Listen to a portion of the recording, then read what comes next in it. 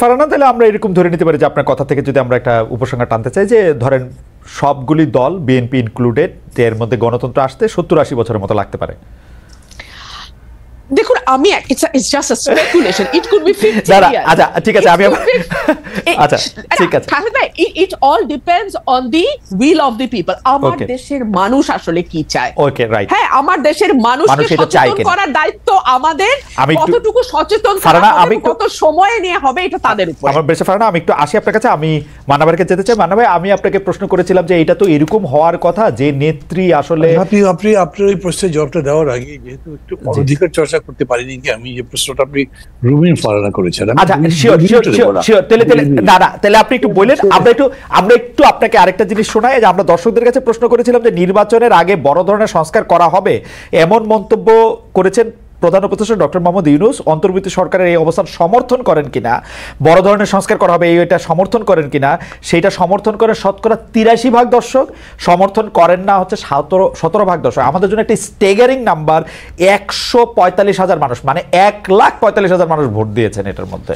মান্না ভাই, মানে 1,45,000 একটা বিপুল সংখ্যা। জি মান্না ভাই, আপনি বলতেছিলেন। জি, আপনি বিষয়টা বলে রাখবেন, যে প্রশ্ন করেছেন সেটাও বলে রাখবেন, কিন্তু আমি এইটার লোভ সামলাতে পারছি না। প্লিজ প্লিজ, মানে অনধিকার চর্চা করবো তো বলছি। ধরেন ওবায়দুল কাদের আর মাহমুদুর রহমান মান্না দুজন প্রতিদ্বন্দ্বী ছাত্রনেতা ছিল, কিন্তু ওবায়দুল কাদের আমার কাছে ডাকসু নির্বাচনে কোনো পাত্তাই পাইনি।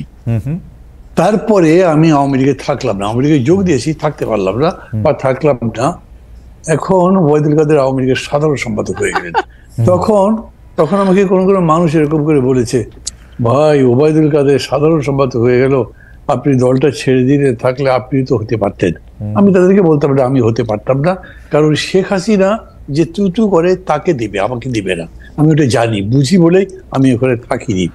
এখন end of the day Khaled, আমি বলি যে আমি মনে করি I am right, Obaidul Quader রং। এখন কি অবস্থা দেখলে তো তাই বোঝাই যায়, খুব স্পষ্ট বলা যায়। তো এই কারণে যখন প্রশ্নগুলো করেন না আপনারা, বা ধরেন অন্যরা কেউ জিজ্ঞেস করে, যিনি জবাব দিচ্ছেন বা যাকে প্রশ্ন করেছে তাকে আপনার ভাবতে হবে যে এই মানুষটা উইথ অল অডস যেভাবে ফাইট করেছেন, that is the glory, that is the victory. এবং এইটা মানুষের মধ্যে কিন্তু ইনস্টিলড হয়ে যায়। না হলে আমি এখন মানুষের এত ভালোবাসা পাই কেন? আমি কিন্তু অনেস্টলি বলি, আমি মনে করি মানুষের ভালোবাসা আমি প্রায় শিখতে পারছি এখনো, এরকম দেখি। তো সেই কারণে আমি মনে করি যে আমি আমার কথা বলতে পারি মান্না ভাই, আমি যতদিন ধরে এই মানে বিশ্ববিদ্যালয়ে ভর্তি হওয়ার পর থেকে আমি আপনাকে চিনি, আমি আমার কথা বলতে পারি যে আমার সম্মান আপনার জন্য, আমার সম্মান মানে এইটার সাথে আমি জনাব ওবায়দুল কাদেরের তুলনাই করতে চাই না। মানে এটা এক পংক্তিতেই জীবনে বসবে না। সেটা আমি আগেও আপনাকে বলেছি, ওবায়দুল কাদের সাহেব যখন সাধারণ সম্পাদক ছিলেন, মন্ত্রী ছিলেন, বিরাট বড় কিছু ছিলেন, তখনও বলেছি সামনাসামনি। মানে এটার কোনো একটা তুলনাই হতে পারে না, মানে এটা তুলনীয়ই না। আপনি যদি মনে পড়ে গেল উদাহরণটা, সেই জন্য এটা বললাম।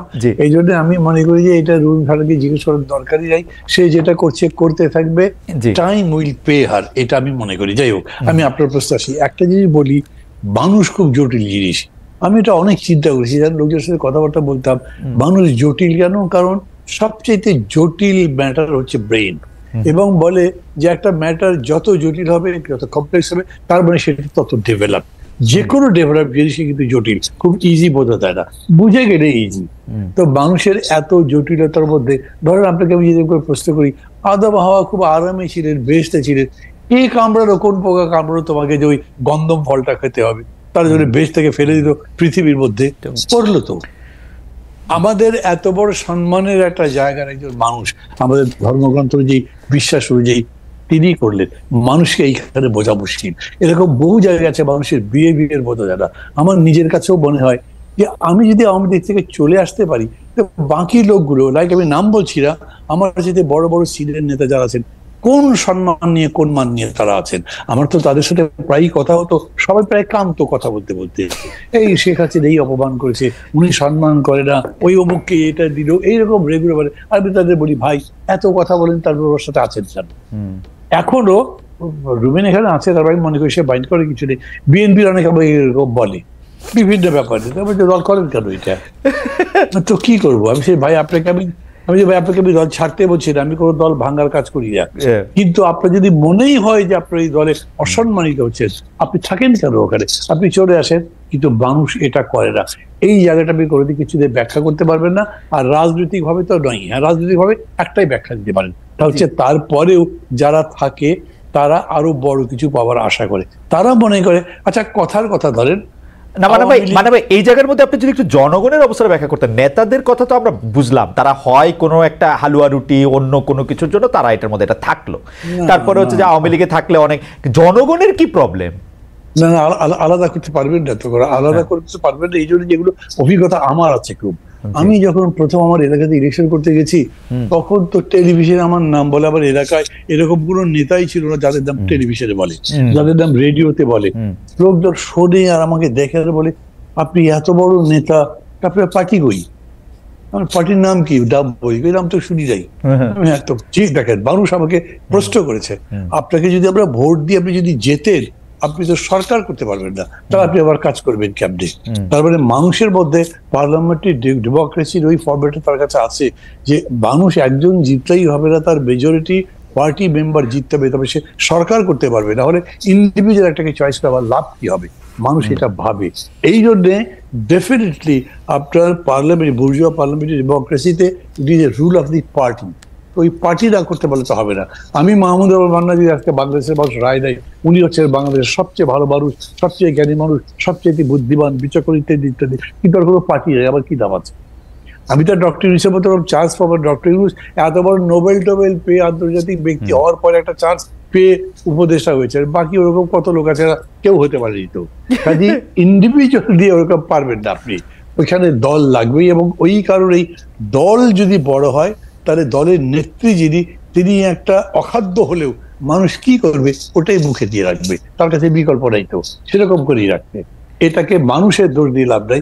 আপনি যদি মানুষের কাছে দলটা থাক, কিন্তু মানুষের মধ্যে এই আকাঙ্ক্ষা আসা উচিত ছিল না, যিনি 3টা নির্বাচন ম্যানিপুলেশন করেছেন, যিনি হচ্ছে বাংলাদেশের সকল প্রতিষ্ঠানগুলিকে ধ্বংস করেছেন, মানে সেটা নির্বাচন কমিশন হোক, পুলিশ হোক, আমলা হোক, বিচার বিভাগ হোক, ইউ নেম ইট, উনি করছেন।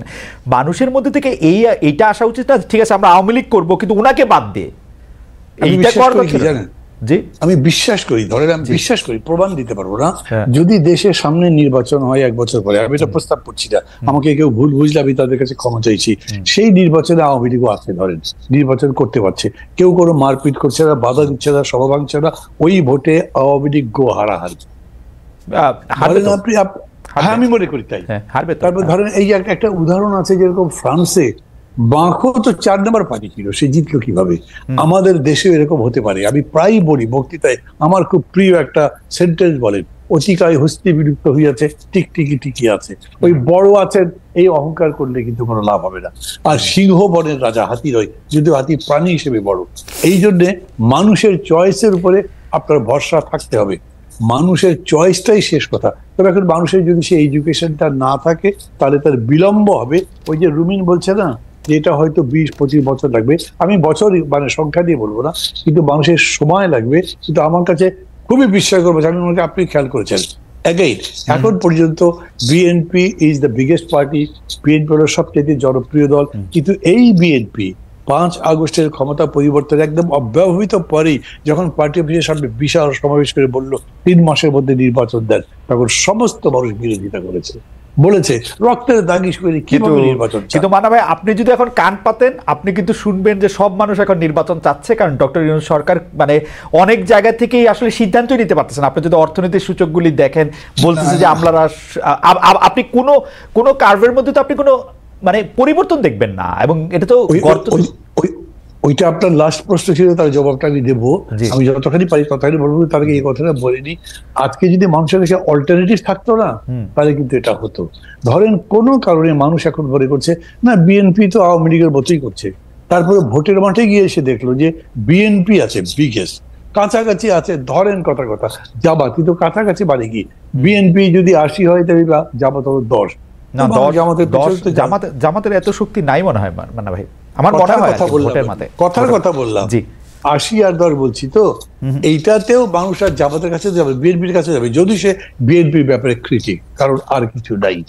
না কিন্তু এইখানে কিন্তু মানে আপনার কাছে মনে হয় না যে এই যে বিকল্প নাই করতে করতে শেখ হাসিনার দলও শেখ হাসিনাকে রাইখা দিল 15 বছর 20 বছর, পারলে 2041 সুমিন বলছে 2041 পর্যন্ত রাখতো, কারণ তারা এরকমই ভাবতো নিজেদেরকে।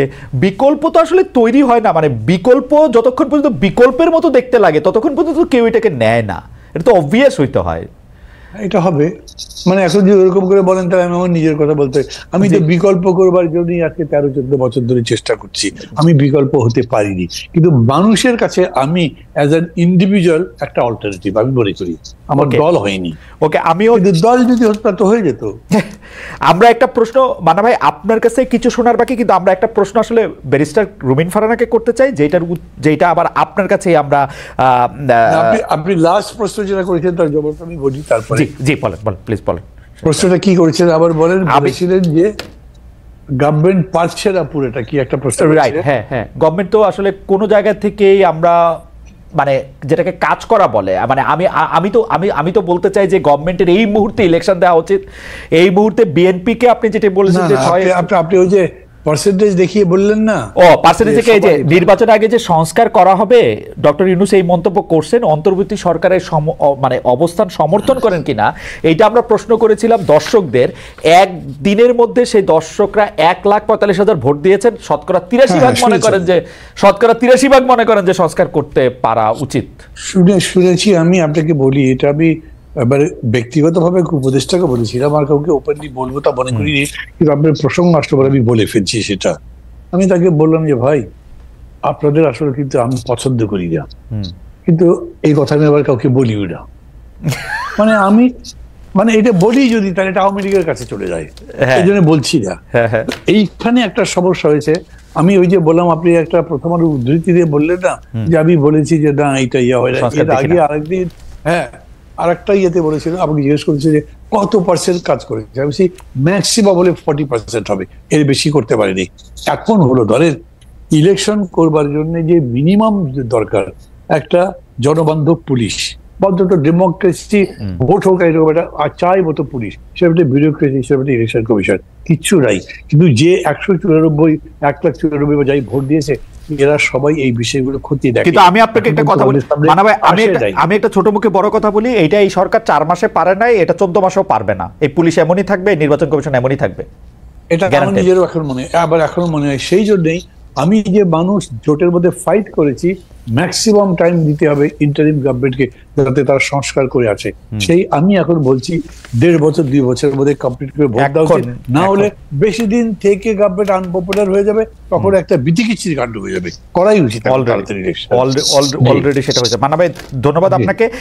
আমি একটু ব্যারিস্টার ফারহানাকে যে প্রশ্নটা করতে চাই সেটা ব্যারিস্টার ফারহানাকে শুনে আমি একটু মান্না ভাইকে একই প্রশ্নের প্রেক্ষিতে শুনতে চাই, যে ঘটনাটা একটু পুরনো, সেটা হচ্ছে রাষ্ট্রপতি শাহাবুদ্দিন চুপ্পু পদে টিকে গেলেন বিএনপির কারণে। আমরা এটা দেখেছি, জুলাই আন্দোলনে পালিয়ে যাওয়া আওয়ামী লীগও বিএনপির ইচ্ছা না থাকায় নিষিদ্ধ হচ্ছে না, খোদ প্রধান উপদেষ্টা মিডিয়ায় সাক্ষাৎকার দিয়ে এই কথা বলেছেন।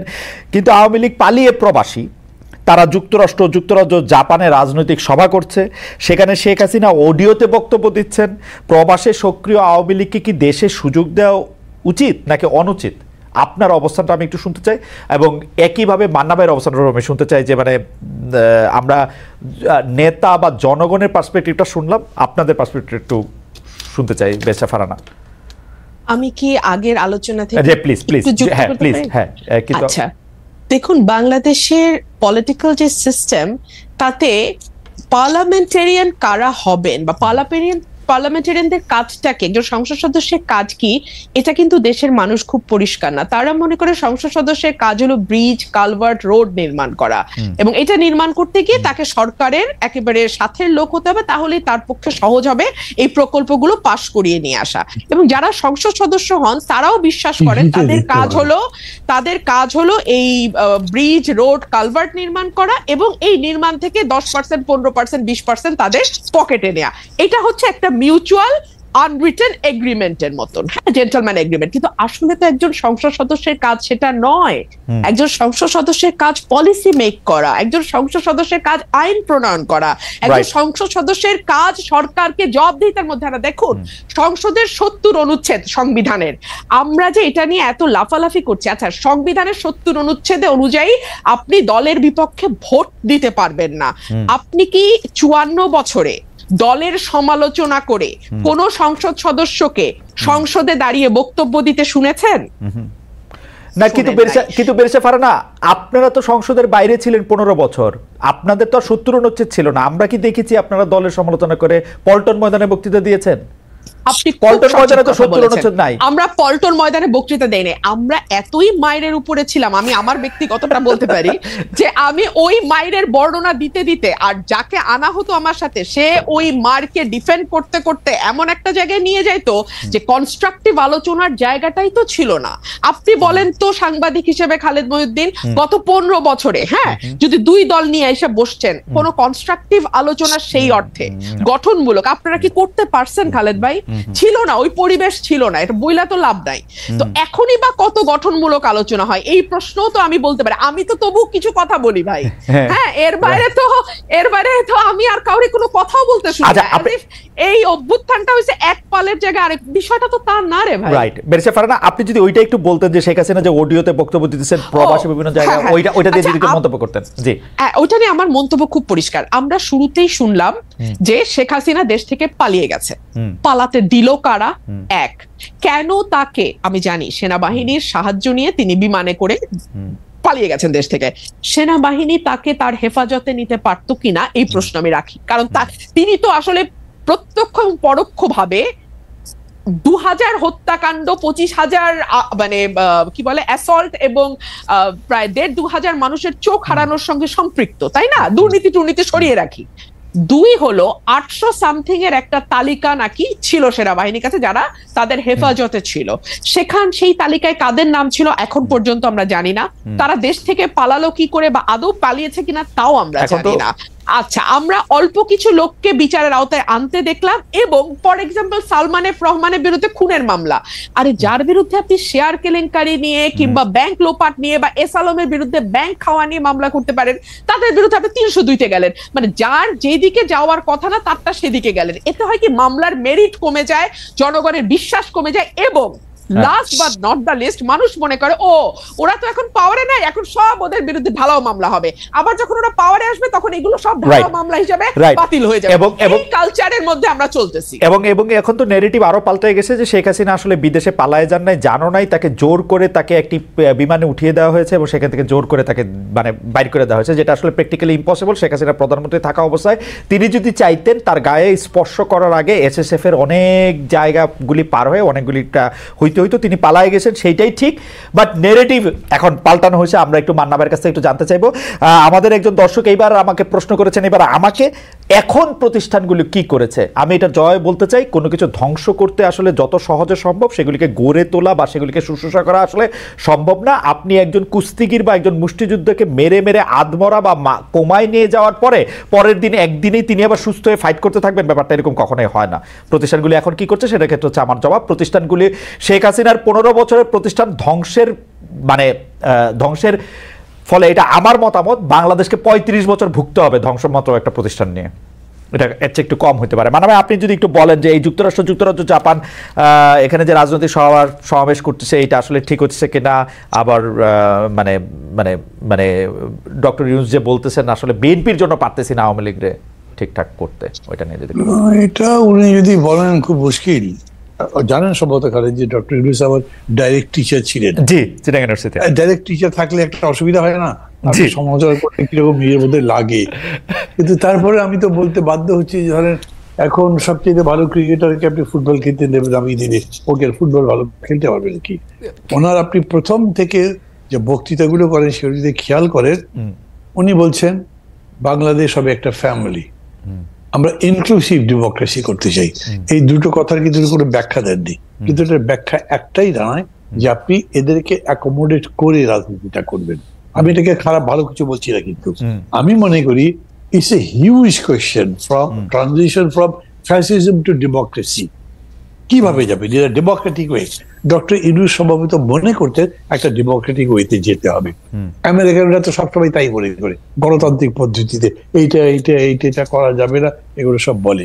কিন্তু বাংলাদেশটা এরকম যে এত কিছু করবার 15ই আগস্ট আপনি কিন্তু কিচ্ছু করতে দেননি, সেটাই রাইট, এবং এই পর্যন্ত তাদেরকে দিচ্ছেন না, সেটাই চলছে। কিন্তু আপনি বক্তৃতা যেগুলো করছেন এবং সেই ভিত্তিতে সেটা বুঝে, সাগর ভাই তো বলেই দিল, কই তাদের তো ব্যান করি নাই, তাদেরকে তো সমাবেশ করতে নিষেধ করি নাই, চাকরি যেতে যেতে কোনোভাবে বাঁচলো তারটা, উনি পোস্টেড আউট হয়ে গেলেন, মানে আর এক দায়িত্বে চলে গেলেন।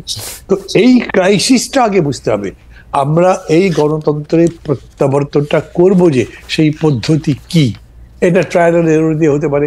আমি মনে করি যতদূর ডেমোক্রেটিক অ্যাটমসফিয়ার রেখে করা যায় সেটা ভালো, আমি এটা প্রেফার করবো। এটা আমার ব্যক্তিগত চয়েস। ডক্টর ইউনূস যদি এটার পক্ষে থাকে আমি তার সাথে আছি, যদি অন্য কিছু বোঝান তার সেটা বলবেন। কিন্তু আমি মনে করি এইটা করতে গিয়ে আবার উনি মনে করেছেন যে গণতন্ত্রে কি আপনার জরুরি অবস্থা নাই, গণতন্ত্রে কি নিষেধাজ্ঞা নাই, গণতন্ত্রে কি 144 নাই, আছে তো। আপনি এগুলো চর্চা করেই কন্ট্রোল করতে পারতেন। আমরা যখন বলেছি সাইবার সিকিউরিটি অ্যাক্ট সব বাতিল করে দেন, সেটা আমাদের সবাই ছিল। কিন্তু এখন সাইবার সিকিউরিটি অ্যাক্ট বাতিল করবার কারণে আপনি শেখ হাসিনার বক্তৃতা বন্ধ করতে পারছেন না, অন্যান্য কাজ করতে পারছেন না। এইখানে ডেফিনেটলি গভর্নমেন্টের স্ট্রং হওয়া দরকার ছিল। কেন? আমাদের দেশ তো অতখানি অভ্যস্ত নয়, অতখানি শিক্ষিত নয়। শেখ হাসিনা আবার বক্তৃতা করছে, তার মানে ওর কিছু হয়নি, তো ঠিকই আছে। কমন পিপল তো এরকম করে ধারণা করে, কিন্তু সাধারণত এরকমই হয়, পড়ে যাওয়ার পরে, পতন হবার পরে, পরাজয়ের পরে তাকে দেখা যায় না জনসমক্ষে। ব্যাপারটা এখন উল্টা হয়ে গেছে। এই জন্য তাদেরকে বলছে স্ট্রেংথ আছে। যদি এরকম হয় যে সুশাসন দিয়ে ডক্টর ইউনূস গণতন্ত্র প্রতিষ্ঠা করতে পারতেন, তাহলে শেখ হাসিনা আর আওয়ামী লীগ দিয়ে ফিরে আসতে পারতেন কিনা সমস্যা। কেন? যে এই 15 বছরে যে দুঃশাসন, লুটপাট যা যা করেছে, তার পক্ষে কোনো ন্যারেটিভ তো তারা তৈরি করতে পারতো না। তারা মানুষের কাছে কি নিয়ে আসবে? আমাকে ভোট দাও, আমি জনগণের পক্ষে আছি, তোমরা আমাকে সমর্থন করো। কেন? এই 15 বছরে আমি এই কাজ করেছি, ওরা ভুল বলছে, এটা তারা বলতে পারবে না। কারণ হচ্ছে জলজান্ত এমন অনেকগুলো উদাহরণ আছে, মানে যেমন তার পিওর যে 400 কোটি টাকা কামাই করছে, অথবা ধরো এই যে 2টা মেট্রো স্টেশন ঠিক করতে লেগেছে মাত্র 100 কোটি টাকার নিচে, উনি বলেছে লাগবে 400 কোটি টাকা। তারপরে কত বড় চোর উনি নিজে, এটা তো বোঝা যাচ্ছে, মানুষ কিন্তু বোঝে। এর ফলে আমি মনে করি এটাও একটা ট্রায়াল এন্ড এরর ভেতরে যেতে পারে, কিন্তু তার সাথে সাথে একটা সুশাসন আর একটা হচ্ছে দক্ষ শাসন, যেটা নিয়ন্ত্রণও করতে পারে, যেটা এনার্কি কিংবা ভায়োলেন্সকে কন্ট্রোল করবার মতো ক্ষমতা রাখে। নট ওই যে ছাত্রদের পার্টিদের সেরকম বলে না, কত তাড়াতাড়ি পুলিশটা অর্গানাইজ করতে পারেন, কত তাড়াতাড়ি সবগুলো এজেন্সিকে অ্যাক্টিভ করতে পারেন। কিন্তু গভর্নমেন্ট তো সেগুলো ফেল করছে। ফলে হয়েছে কি, এখন প্রশ্নটা বড় করে তৈরি হয়েছে, তো ওরাই কি আবার ফিরে আসবে? অনেকে ভাবছে এগুলো। এই ভাবনাটাও আপনি একদম মানে মৃত্যু ঘটাতে পারতেন যদি আপনি বাজার দরটা ঠিক করতে পারতেন, আপনি ট্রাফিক কন্ট্রোল করতে পারতেন, জ্যাম কমাতে পারতেন। এবং আবার বলি, এখন তো আসলে পুলিশের ঘুষটুস তো চলছে ভেতরে ভেতরে, শুরু হয়ে গেছে, খালি পুলিশের মধ্যে না, সিভিল অ্যাডমিনিস্ট্রেশন শুরু হয়েছে। এমনি মানা ভাই, এরকমও তো মানে তো আসলে শোনা কথাই, এই সরকারে যারা আছেন যে উপদেষ্টারাও কি ঘুষ খাচ্ছেন এখন? কথা তো শুনি বাজারে শুনি। এখন ধর এই যে আপনাকে যেটুকু আমি বললাম, এটা একটা স্বীকৃতির মতো ব্যাপার হলে বেচারা একটু বিপদে পড়বে, তাদেরকে এটা ফেলতে চাই না। কিন্তু যদি করে থাকে তাহলে এর চাইতে বড় রকম সমালোচনা তো তাদের সামনে পড়তে হবে। কে খাতির করতে যাবে বলেন? তারপরে দৃশ্যমান যদি হয় বিষয়টা তাহলে হবে। তাছাড়াও যখন উনি এই ছাত্রদেরকে উপদেষ্টা নিয়োগ করলেন, তখন কিন্তু অনেকে প্রশ্ন করেছে এই বিষয়টা, মানে ছাত্রদেরকে আন্দোলনে জিতেছে বলে ক্ষমতাই আনতে হবে, এটা তো একটা কথা না। দ্বিতীয় কথা, যদি আপনি আনলেনও তারপর তাদেরকে গাইড করবার প্রশ্ন ছিল, আপনি তাদের হাতেই কন্ট্রোল দিয়ে দিলেন, তারাই সব চালাতে যদি লাগে, তাদের তো লার্নিং এর পিরিয়ডটাই ঠিক মতো শেখা হলো না, তাহলে কি করবে? উনি যখন নিজে বক্তৃতা করেন, ওই ওল্ড ইয়েদের বাদ দাও, তোমাদের নিজেদের করতে হবে, that is not the right way to say things. Because আপনি অভিজ্ঞ লোকজন ইয়ে না হলে তো, আপনি আছেন ডক্টর মোহাম্মদ ইউনূস 84-85 বছর বয়স, আপনাকে থাকতে হচ্ছে, আপনাকে আপনাকে একটু আমি ইয়ে করছি, কারণ আছে যে চ্যানেল 24-কে হ্যান্ড ওভার করার জন্য আমরা চ্যানেল 24 আসলে তাদের ওই যে টপ অফ দ্য আওয়ার নিউজের মধ্যে চলে যাবে। আমরা আরো কিছুক্ষণ আপনাদের সঙ্গে থাকতে চাই, সেই জন্য হচ্ছে চ্যানেল 24 নিশ্চয়ই তাদের বিজ্ঞাপন এবং অন্যান্য কিছুর জন্য আমরা চলে যাবে। আমরা আপনার কাছে যে বিষয়টি এখন জানতে চাইবো, এটা একটি শেষ বিষয়, আপনি তো কিন্তু এই বিষয়টি আবার রুমিন ফারহানাকেও জানতে চাইবো, সেটি হচ্ছে যে ভারতের পররাষ্ট্র সচিব বাংলাদেশ সফর করেছেন। দুটি বিষয় তিনি অনেক কথা বলেছেন বলে মিডিয়াতে এসছে, দুটি বিষয় হলো আমাকে সবচেয়ে বেশি মানে আমাকে নাড়া দিয়েছে। একটি হচ্ছে তারা বলেছেন যে আগের সরকারের সাথে তাদের যে সম্পর্ক ছিল এই সরকারের সাথেও তারা সেই সম্পর্কই রাখতে চান। এই প্রসঙ্গে তারা মনে করিয়ে দিয়েছেন যে ডক্টর ইউনূসকে যেই বিদেশি সরকাররা সবচেয়ে আগে সমর্থন জানিয়েছেন, অভিনন্দন জানিয়েছেন, তার মধ্যে মোদী সরকার একজন। আর দুই হচ্ছে তারা একদম স্পষ্ট বলতে চেয়েছে যে ভারত এবং ভারতীয় মিডিয়া এক না। আমি আপনার একটু জায়গা থেকে একটু শুনবো যে এই যে সোশ্যাল মিডিয়ায় বাংলাদেশ বিরোধী গুজব, অপতথ্য ছড়ানো, বনাম ভারতের পতাকা মারানো, সাবেক সামরিক কর্মকর্তাদের কলকাতা, বিহার, উড়িষ্যা দখলের হুমকি, এগুলিকে আসলে আপনারা পুরোটা মিলে আপনারা কি দেখেন আর কি? আর ভারতীয় মিডিয়ার সার্কাস তো আছেই। মানে আমার আফসোস হচ্ছে আমি একবারের জন্য দেখি নাই, কিন্তু এগুলি আমার কি বলে জানি টাইমলাইনে শুধু আসতে থাকে। এই জনৈক ময়ূক এই করেছেন, সেই করেছেন, লাভ দিয়েছেন, ঝাঁপ করেছেন। আমার কাছে শুধু মনে হয় যে আমাদের তো প্রত্যেকের রিমোট কন্ট্রোলে একটা অফ বাটন থাকে, খুঁজলেও পাওয়া যায়। তো মানে এটা দেখতে হবে কেন, মানে আমি বুঝি না। কিন্তু মানা ভাই, আপনি ভারতীয় পররাষ্ট্র সচিবের জায়গা থেকে যদি আপনি জিনিসটা একটু বলেন, বাংলাদেশ সফর এবং তার বক্তব্য। খালিদ এমনি একটা বলে না যে যুদ্ধের ময়দানে হেরে যাওয়া সৈন্যদের দিয়ে আবার একটা উইনিং ব্যাটল করা যায় না। আমার কাছে মনে হয় ইন্ডিয়া তো চাণক্যের দেশ, তারা খুব বিব্রত আছে শেখ হাসিনাকে দিয়ে। তারা তো তাকে মানে বের করে দিতে চেয়েছিল, কোথাও জায়গা দিতে পারে নাই, তাদের দেশে রাখতে হয়েছে। যদি শেখ হাসিনা বলতেন যে আমি যা দিয়েছি ওরা কোনদিন ভুলবে না, ভারত আসলে ভুলতে পারে না যে এর জন্যই আমরা এত কিছু পেয়েছি, সেইটা ভেবে তাকে ফেরত দিতে পারছে না। কিন্তু আমি মনে করি না যে তারা মনে করে যে শেখ হাসিনাকে দিয়ে আবার একটা উইনিং ব্যাটল করা যাবে, জিতে তারপর তাকে ক্ষমতায় বসানো যাবে, আগের সেই হারানো সাম্রাজ্য ভারত ফিরে পাবে, আমার এটা মনে হয় না। মানে যদি করেও দ্যাট ইজ শিয়ার স্টুপিডিটি। তারা একদম বুঝে করছেন কি করেনি তা আমি জানি না, কিন্তু এইটা ঠিক যে আমরা এইবার এই ঘটনার পরে আগরতলা সহ যা যা হলো তার জন্য আমরা ভারতের কাছে আগের মতো জি হুজুর তো করিনি, বরঞ্চ আমরা আইবল টু আইবল কথা বলেছি, আমরা আমাদের কথা বলেছি। এবং এটা বুঝে গেছে এই 4 মাসের মধ্যে ইন্ডিয়ান সরকার যে এই গভর্নমেন্ট আগের মতো কখনোই। কিন্তু মানে ভাই আমি তো দেখি যে ভারত সরকার শেখ হাসিনাকে বন্দী করে রেখেছে, তাকে মিডিয়ার সঙ্গে কথা বলতে দিতেছে না। এবং আমি দেখি যে যখনই বাংলাদেশে কোনো কম্পিটেন্ট কোর্ট রায় দিবে, ভারত সরকার ফেরত দিবে শেখ হাসিনাকে এবং জেল খাটবে।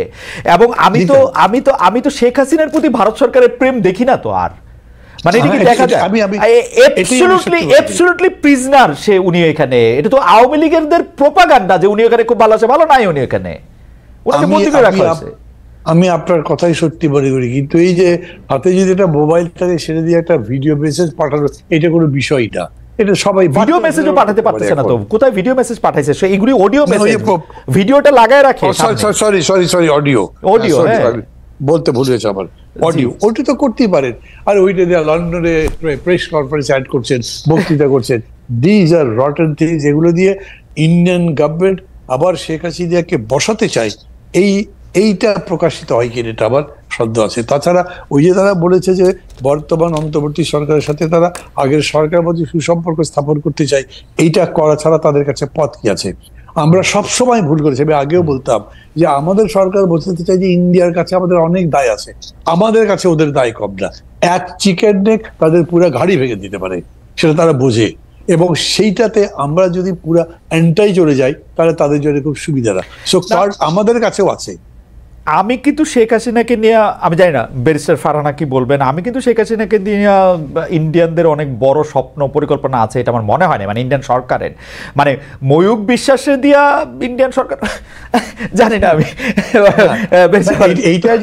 এইটা যদি ধরেন এরকম হতো যে তাজউদ্দিনের ফ্যামিলিকে তারা আনতে চেষ্টা করছে, that could B A real conspiracy.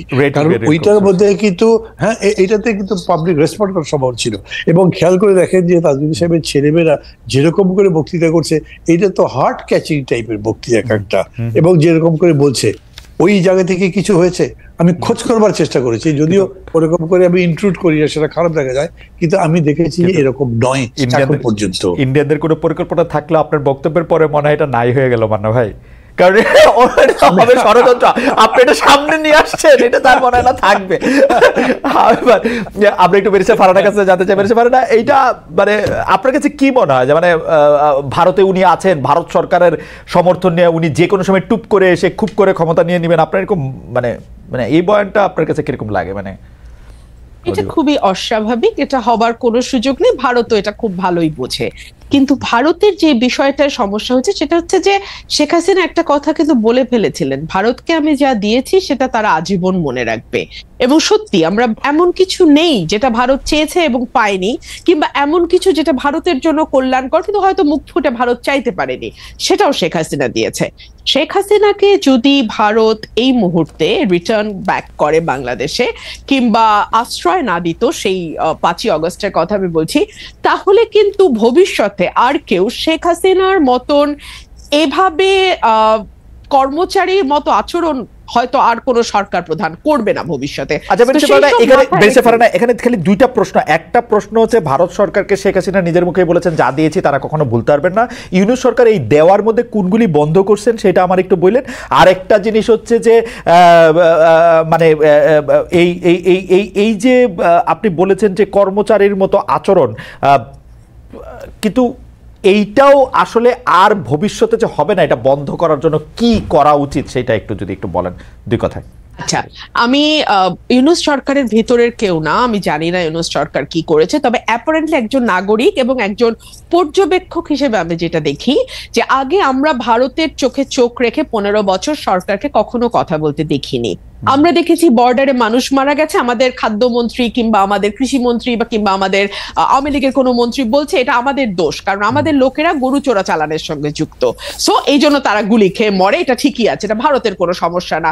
আমরা দেখেছি তিস্তা নদীর পানি ভারত বলছে যে এটা মমতার আপত্তির কারণে দিতে পারছে না, যদিও ভারতের কনস্টিটিউশন ধরে আমি আপনার শোতেই দেখিয়েছিলাম যে কেন্দ্রীয় সরকার চাইলে আরেকটা মানে দেশের সঙ্গে যে কোনো চুক্তি, যে কোনো ট্রিটি তারা করতে পারে, রাজ্যের অনুমোদন লাগে না। কিন্তু আমরা দেখেছি আমাদের সরকার আবার গলা বাড়িয়ে বলছে আসলে সত্যিই তো ভারতে কি করবে, মমতাই তো দিচ্ছে না, পশ্চিমবঙ্গের জন্য ভারত পারছে না, উল্টো আমরা দেখছি ফেনী নদীর পানি তারা দিয়ে এসছে। মানে এগুলো কিছু এক্সাম্পল দিলাম, এই জায়গাগুলোতে আমার মনে হয়েছে অ্যাটলিস্ট সরকার চোখে চোখ রেখে কথা বলছে। এবং দেখুন, প্রণয় ভার্মাকে ডেকে আনা, তলব করা, সাদা বাংলায় তলব করা, এটা কিন্তু আমরা এত বছর এভাবে তলব করার কালচার দেখি নাই।